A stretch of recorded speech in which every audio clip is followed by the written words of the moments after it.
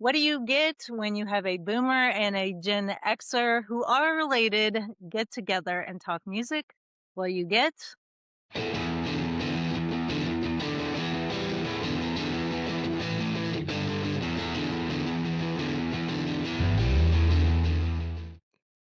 All right. So, welcome everybody. This is our first introduction, first time ever trying to video podcast. This is a podcast where my dad and I are going to be discussing music, all kinds of music. And my name is Amy, and this is my pa David.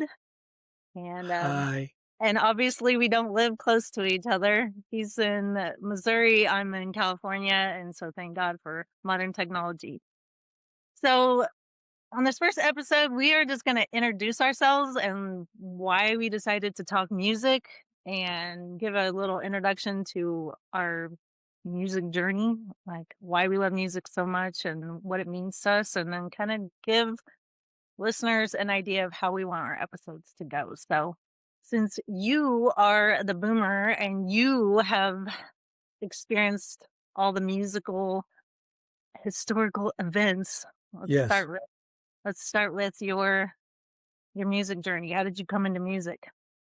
Okay. Well, what got me interested in doing this was I kind of get online and watch people talk about music and they rate albums and rate bands, albums, and all that stuff. And I always find myself wanting to interject because they're from a completely different part of the country that I am. And a lot of their stories are similar to mine, but because I'm usually older, um, I have experience getting into music that they don't.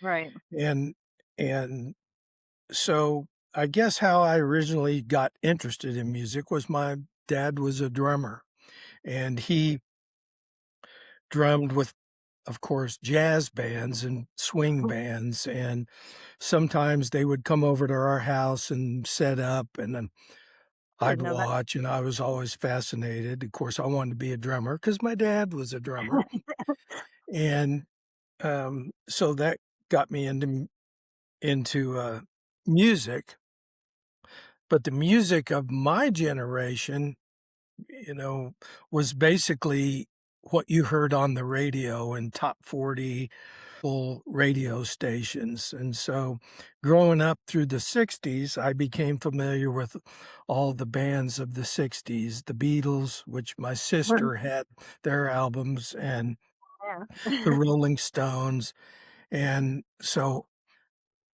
in my little allowance, I would save up my money to buy mostly 45s, but I had some albums, Herman's Hermits and the Beach Boys and Dino, Desi, and Oh, Billy, which you found for me, yes, um, I did.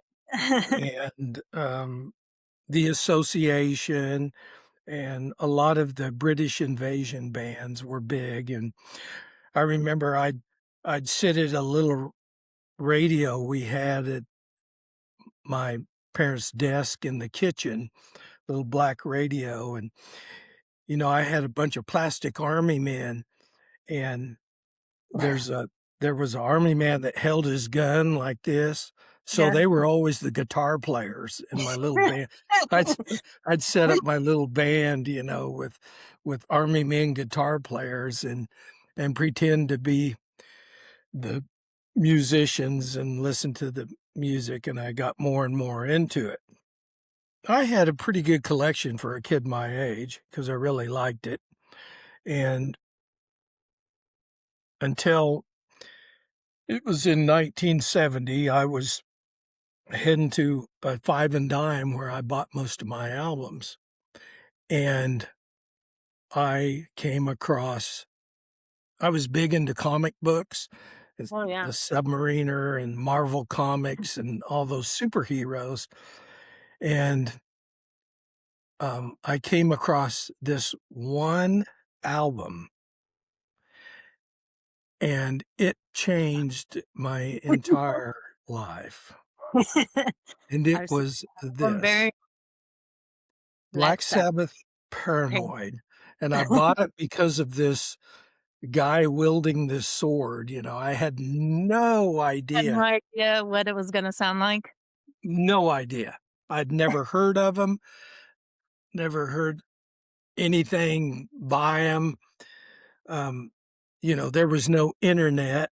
They were never played on the radio. In fact, music of their type I never heard. And I took it home and put it on my little turntable, and my music life was changed forever. It was actually kind of at 14, it was kind of scary how much it affected me, and the music moved me down to my soul. And so, unfortunately, like an idiot, I threw all those records away that I All had. the I records didn't save away. them, I threw them away, except Why did for you do that? one. I had one, and I wouldn't throw it away because it had a song on it that I really loved and have loved since 1968, Like, and that was Blood, Sweat, and Tears. I could be president of General Child is Motors. father to the man. I think this was their first album, and it's the only one I have left because of this. But then I became obsessed with music of that type. And like I said, we had no internet, no way to find out. And so I began to look for magazines, Circus Magazine, Rolling Stone, Cream, and they'd review these bands. And I even found out that this wasn't Black Sabbath's first album, lo and behold. And so there was a lot of music I had to go back and start getting. Then that was the music of my choice. And my sister had a album from the Woodstock Music Convention, oh yeah. or whatever it's called. It was Woodstock, and she would play it, and I knew that I liked the harder stuff on it, the Mountain and the 10 Years After and the Who, where Yeah. she was more into Country Joe and the Fish and Richie Havens and Crosby, Stills, Nash and Young, and those other artists. They didn't do anything for me. So long about 1972, some reason, because I was becoming obsessed with this and bought a lot of albums, which you'll hear about in future shows. Right. I had a senior, his name was Mike Treat, and a junior, his name was Frank Porter, pulled up in front of my house and said, "Hey, we're going to a concert in Kansas City. We have an extra ticket." And and I said, "Well, who is it?" And they said, "Emerson, Lake and Palmer." And I'm like, "Who's that?" Never heard of him, of Yeah. course. And so I probably asked my mom and dad if I could go, and they said yeah. And so I was with these senior, and I was big stuff, and You probably thought you were pretty cool. yeah, I thought it was pretty cool. And of course, by now I was a drummer, and back in those days, concerts were just whoever was touring they'd put together. And so it was at Municipal Auditorium in Kansas City. I have the concert announcement in a scrapbook, and it was like August the 1st, 1972. And the first band was like a Temptations. Yeah. It's good, but And I was like, what in the world did they drag me to? This isn't my music. And then eventually the lights went down, and Emerson, Lake and Palmer came on, and they opened with Tarkus. And I thought I was a drummer. Oh my gosh, Amy. I was stood there stupefied It's that Carl there were Palmer. musicians. Huh? The drummer is Carl Palmer. Is that Carl right? Palmer. That there were musicians of this caliber. And so this is where I began a second branch. I liked the heavy stuff and the progressive rock. I And see. so now I had even more Wow. music to buy. And so then it became heavy stuff. It was Deep Purple and Black Sabbath and Uriah Heep. And on the progressive side, it was Emerson, Lake and Palmer, and Yes, and King Crimson, and those bands, and so and Alice Cooper and Blue Oyster Cult. I just fell in love with all these bands and got all as much of their music as I could. And we moved. You came along in the late '70s, and One we time I started. moved it. Yeah, we moved into the '80s, and this is a hill I'll die on. Is the '70s bands, you never saw any of them on television. You didn't know what they looked like unless you saw them picture in a magazine or went to a concert. And so we got to the '80s and MTV started. Yep. And we went from bands trying to be unique, look different, sound different. You know, Queen didn't sound like Uriah Heep, didn't sound like Black Sabbath, didn't sound like, there were similarities, but ZZ Top, you know, they were all unique and different. And you got to the '80s, and it seemed to me, by now being an old music geezer, that they all tried to be the same. Right. Yeah. All the hair bands, they looked identical to me. Right. You know, and so I began to kind of fade away from that. I still would look for everything from the bands that I loved, and I had some Rat and some of the hair bands too. Yeah. But instead of trying to be unique and different, they all started to seem like they were trying to be the same. So I began branching out into some other types of music, and the way I went through the next few decades and got us to where we are now. Because I know that you said like you heard John Hyatt. I think it was in the '80s, and John Hyatt's like much more toned down. I don't even know how you would what you would classify him as, but Well, it's funny is because when I graduated, you know, I went to work at the prison, the Kansas State Penitentiary, I and remember. and I had a friend there I developed a friendship with. His name was Gary Click, and he actually introduced me to John Hyatt. Oh, that's I remember. Yeah, I used to go Yeah, over to his house it, with. and I was like, "Hey, I kind of like this stuff." You know, Yeah. he's not heavy metal, that's for Mhm. sure.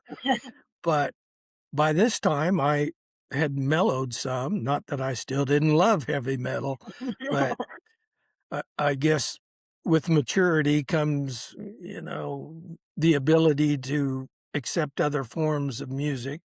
Yeah. And so, you know, now that I look back on it, there's a lot of the stuff from the '80s and '90s that at the time I didn't like. Yeah. Now I go back and listen to it and go, "Hey, this is pretty good." Yeah. But I was stuck in my ways and stubborn Yeah. and and so that's kind of where we are, and from And then there I came. So when I came along in the mostly in the '80s, growing up listening to your music, and my dad has a big old huge record cabinet that I would sit in front of, and albums were cool because they're each a unique album. They all have a different cover, and I would pull them out look at and you'd this all picture. I Look at know. that how is that not the coolest? I mean, I sat there and stared at those 4 Scared of that? guys for hours thinking, "Well, that's the coolest 4 guys I've ever seen." Tony Well, yeah. Iommi's picture on that album scares me. He looks look look at him. Yeah. I was like, "Holy cow, if he doesn't look like the music he plays." But Yeah, no you're kidding. right, just looking at albums, how many I must have bought hundreds of albums simply because of the cover. Well, I I g mean, by the time I came along, you had hundreds of albums, Yeah, and I would pull them out and I would look at them all, and each time I would pull one out, you'd tell me the band. I mean, I was a little kid. I was little. Tell me the yeah, band. Tell me one of the artists, either the lead singer or maybe the drummer or whatever. And I was paying attention, and music just was always on in the house because you had that turntable, and so I think that's an area that you and I really connected, and that I did grow up with MTV, and I only got to watch it at grandma grandma's house because they had MTV, and I watching the videos was amazing to me. Oh, I was, watched yeah. Z Top and watched, Patti Smith with Warrior Well, and actually, when we first moved for me to go to college, we had it there. did we? I sent yeah, kinda Yeah, remember but that. you were so young when Girl. we first moved to Manhattan that but yeah, and Jeff and I would sit and watch and, we'd wait for an hour for a band that we liked, like Asia or Judas Priest or somebody Oh, I after remember the Judas Priest. after Yeah, sitting through the Culture Club and and hey, I'm not gonna denigrate anybody on this channel because they made it a lot farther than I ever did, and I played in country bands and rock bands and jazz bands, and, hey, they were on TV and made records, so I'm not gonna now, I'll say whether I like it or not, but yeah, I'm not gonna run them down because everybody's got different tastes right, and yeah. yeah. So go ahead. So, not just, like I think those because it was a while before Michael came along, that's my brother. So it was just you and me, and we would listen to a lot of music, and, like, the sound of your albums is the background of my life, where a lot of kids grew up with, like, a lot of lullabies and stuff like that. This music was the background of my life, and so Yeah. this brings back a lot of good memories, and as I got older, I started branching into my own stuff, like, when I got into high school, I started liking country, much to your chagrin. So Mm. you like some country now. I've Uh, have I've discovered what I like is old country. yeah, I mean, for me, it's the '90s country. I'm not as into today's country, but, Yeah. um, I liked the '90s country, and then I started liking, some of the rock and roll bands from the '90s. My favorite being Three Door Down, just lost Brad Arnold, which was like, that one hurt because that's my favorite band, and I never got to see them, but This sounds so archaic that people of today wouldn't understand. Because there was no computers, there was nothing online. When I nothing. started going to concerts, the only way you found out about them was either by word of mouth or you read something in a newspaper or magazine that this particular artist was gonna be there, and they were either gonna be in Kansas City or in Wichita, and you'd have to drive to the record store in one of those 2 cities to buy your ticket. S Crazy. that and, you'd get your ticket stub Like an actual and ticket. Get tickets. an actual ticket and wait for the day. I saw a lot of bands So, and that's what I for a think a lot lot of of people years, yeah. but I there think that's were what some that came through that I never heard about that I regret. It and my brother Jeff, who's big into music right yeah. along with me, we were talking about this very thing the other day, and it was like, which ones did you wanna see that you Uh, didn't? And, mine was like Blood Rock, Pink Yeah, Floyd, Grand Funk Railroad, and they actually played they Kansas played. City, but I just didn't know. Yeah. And there was no place in my small hometown that knew anything about him, but I saw a lot of them that I did wanna see. Yeah, I know you did. And I think that's what a lot of people are gonna wanna hear, and definitely when we got to go to our first concert together, which we won't talk about now. Yeah. But we'll get to it. So, the whole goal of this is to, like I said, bring your experience and knowledge of music and, uh, And because I'll you've have some recommendations for people yeah, that that's on what I some want, like, albums recommendations. that, hey, if you don't have it, give it a try, because if you like Yeah, this type of music, you'll like this. yeah, and I think that's another thing is there's so much music out there today that a lot of the older stuff gets missed. Is that the one I got you? Yeah, when I Okay. listen to this now, I'm like, "How was I into this?" Do you listen to it? Yes, I Yes? still put it Okay. on because I know it. Back when this came out, I had 20 albums instead of 2,000, and s so in 5 There's plenty. days, this one would be up again to listen to. So I still listen to it and remember all those songs that I listened to. Yeah. I listen to it and go, "Wow." Wow. It's amazing how one thing can just flip a switch. But But I flipped. It was like going from Kool-Aid to beer in one day, but from I bet. Dino, Desi, and Billy to Black Sabbath. Did grandma and grandpa even think anything about it? Did they even have a clue? No, No, no, because I you're had all the posters on my walls and everything. I gotta say, my mom and dad put up with a lot because there probably there might have been a day for 10 years that I didn't get on my drums and beat those things senseless for an hour or 2 when they were down. I don't know how they kept their sanity, but they never complained. But it wasn't long before my dad was dragging me out to play go play. gigs with him so he Yeah, wouldn't have to do the whole 3 and 4 hours yeah. Well, in that'll the be a topic we'll have to touch on too. yeah, Is drumming right. with grandma. Those were But different days for very sure. much.